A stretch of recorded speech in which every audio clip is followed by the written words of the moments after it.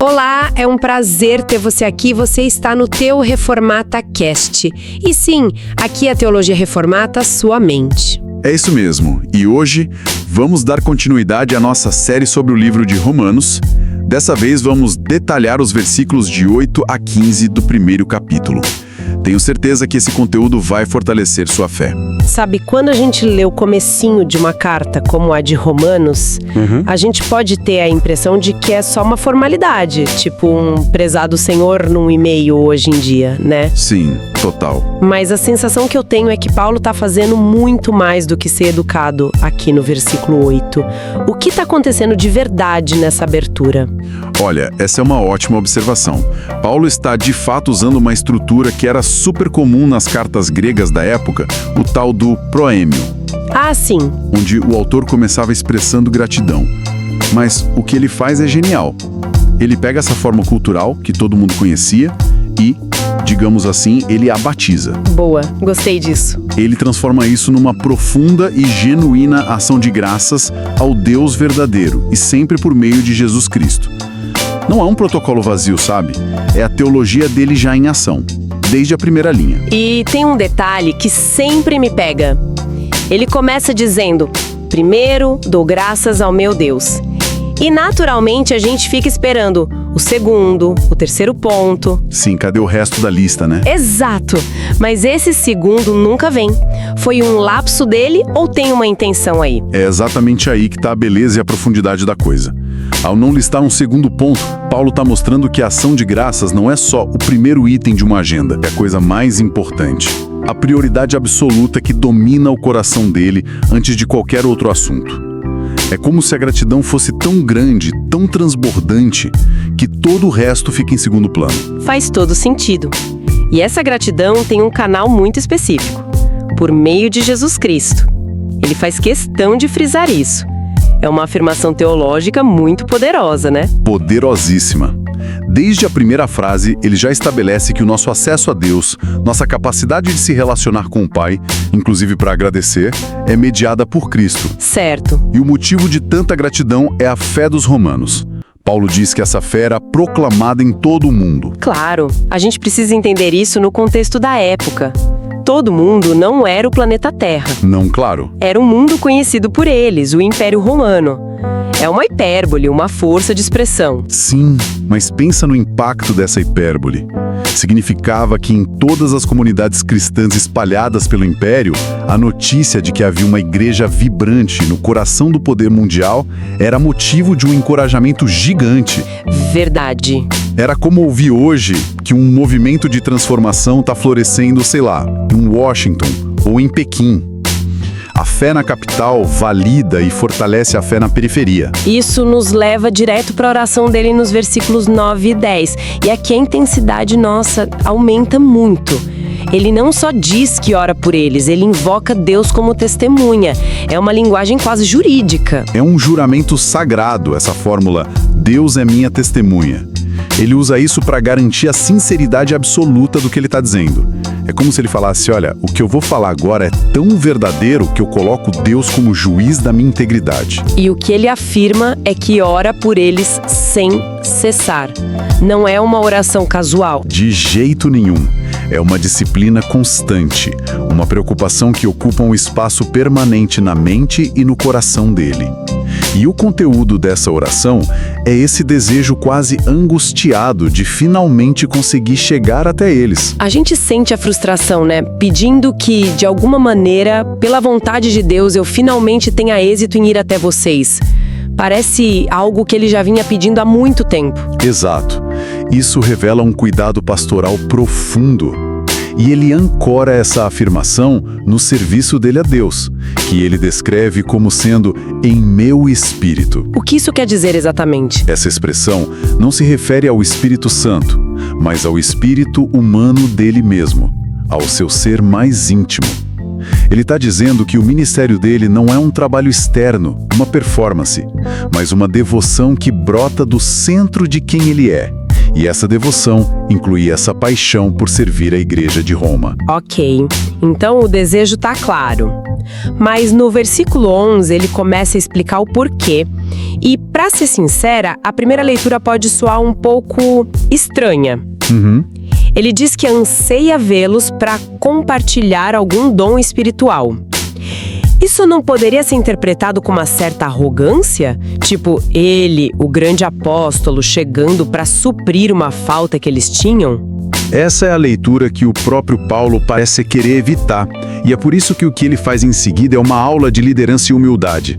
Primeiro, o dom espiritual aqui não é uma habilidade tipo profecia ou cura. Certo. É o benefício geral, a bênção que o ministério apostólico dele traria.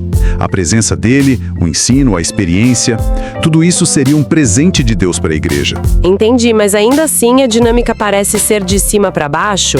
Ele dá, eles recebem. E é aí que vem a jogada de mestre de Paulo no versículo 12. Ele usa a expressão isto é, para se autocorrigir, ou melhor, para refinar o que ele acabou de dizer. Ah, então ele percebe que poderia soar mal. Exatamente. É como se ele percebesse que a frase anterior poderia soar paternalista e ele imediatamente esclarece para não deixar nenhuma dúvida. Ele desfaz qualquer impressão de superioridade. Perfeitamente. Ele diz, isto é, para que eu e você sejamos mutuamente encorajados pela fé que ambos temos. Ele transforma uma via de mão única numa avenida de mão dupla. Nossa, isso é incrível. É um dos momentos mais fantásticos da carta. O grande apóstolo dos gentios, com toda a autoridade dele, admitindo abertamente que ele também precisa ser fortalecido e encorajado pela fé daqueles cristãos em Roma. Isso muda tudo. Ele não está acima da comunidade, ele faz parte dela. Ele precisa deles tanto quanto eles precisam dele. Pense na situação. Ele está escrevendo para uma igreja que não fundou, onde talvez tivessem pessoas que desconfiavam dele. Com essa única frase, ele constrói uma ponte de respeito e parceria. Verdade. Ele está dizendo, não estou indo aí como um chefe, mas como um irmão que também precisa do que vocês têm a oferecer. A edificação é mútua. E ele reforça essa proximidade no versículo 13, chamando eles de irmãos e contando que já tinha planejado ir muitas vezes, mas foi impedido. Ele queria ter entre eles uma colheita. O que ele queria dizer com essa metáfora? Essa colheita, o fruto, tem um sentido rico, provavelmente duplo. Por um lado, pode ser uma colheita evangelística. Roma era uma metrópole gigante e Paulo, como missionário, queria ver mais gente se convertendo ali. Faz sentido. O aumento espiritual de quem já era crente, o amadurecimento da fé, o aprofundamento do discipulado. A missão dele era completa, sabe? Plantar o evangelho onde não existia e regar onde já tinha brotado. Entendi. Então essa vontade toda de ir a Roma era para um intercâmbio espiritual onde todos sairiam ganhando. Exatamente. E essa base de gratidão e mutualidade prepara o terreno para o verdadeiro motor por trás de tudo isso, que ele revela nos versículos seguintes. Sim, aí chegamos na grande declaração de missão de Paulo nos versículos 14 e 15. Depois de falar de desejo e parceria, ele introduz uma palavra muito forte, dever. Obrigação, ele diz, sou devedor. Falar em dívida é uma linguagem que carrega um peso enorme. Totalmente. O que ele quer dizer com isso? É uma afirmação impressionante. Sou devedor tanto a gregos como a bárbaros, tanto a sábios como a incultos. Pensa nisso. Paulo não viu o ministério dele como um hobby ou um favor que ele fazia. Não era voluntariado. De jeito nenhum. Ele se via como alguém com uma dívida a ser paga. Essa consciência de débito era o combustível do zelo missionário dele. A graça que ele recebeu de Deus não era um presente para ser guardado, mas uma responsabilidade a ser compartilhada. Ele devia a Deus a pregação do evangelho a todas as pessoas. Vamos quebrar esses pares que ele usa. Gregos e bárbaros. O que isso significava naquele mundo? Essa era a principal divisão cultural da época. Grego não era só quem nascia na Grécia, mas todo mundo que falava grego, que compartilhava da cultura, da filosofia, que era considerada o auge da civilização. E bárbaro? A palavra bárbaro é fascinante. É uma onomatopeia. Para os gregos, as línguas estrangeiras soavam como um balbucio sem sentido. Bar. Ah, que curioso. Então, bárbaro era qualquer um que não pertencesse a esse universo cultural. Era uma divisão que carregava um preconceito enorme.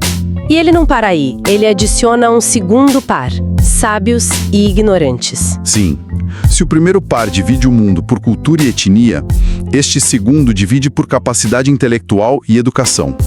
Os sábios eram os filósofos, os letrados, a elite pensante. Os ignorantes eram as pessoas comuns, sem instrução formal. A grande massa. A grande massa.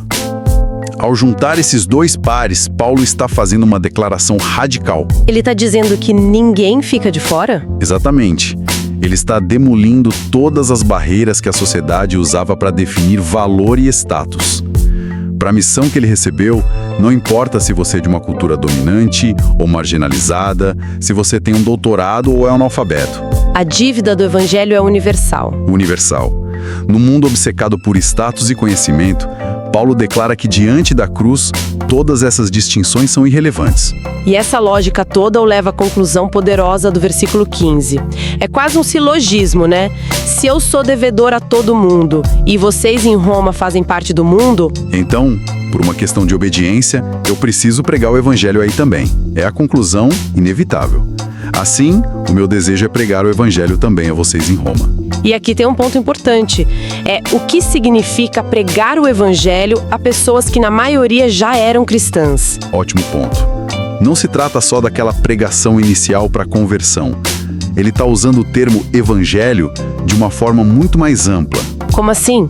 Para Paulo, o evangelho não era só o ticket de entrada para a fé. Era todo o corpo de ensino, a profundidade das boas novas, o caminho do discipulado, a compreensão de como a morte e ressurreição de Cristo transformam cada área da vida. Ah, entendi. Quando ele diz que quer pregar o evangelho em Roma, ele quer dizer que deseja ensinar, fortalecer, aprofundar e edificar aquela igreja com a plenitude da mensagem que ele recebeu de Deus. Ele quer entregar a mensagem completa, para que eles se tornem uma igreja madura e forte, capaz de ser uma luz no centro do império. Perfeito. É isso mesmo. Portanto, esses poucos versículos nos dão um retrato do coração do apóstolo. Um coração que começa transbordando de gratidão, que busca uma parceria humilde e que é impulsionado por um senso avassalador de obrigação. É a anatomia de uma paixão missionária. Que trecho incrível da palavra de Deus! Esperamos que essa análise tenha abençoado sua vida. Se você gostou, convidamos a acompanhar nossa playlist completa sobre os livros da Bíblia. E não se esqueça de se inscrever no canal e ativar o sininho para receber notificações sempre que um novo conteúdo for ao ar. Para quem quer aprofundar ainda mais seus conhecimentos no livro de Romanos, deixamos na descrição links de livros selecionados sobre o tema. E lembre-se, ao comprar por nosso link, você estará ajudando este projeto a continuar. Muito obrigado pela sua companhia e até a próxima.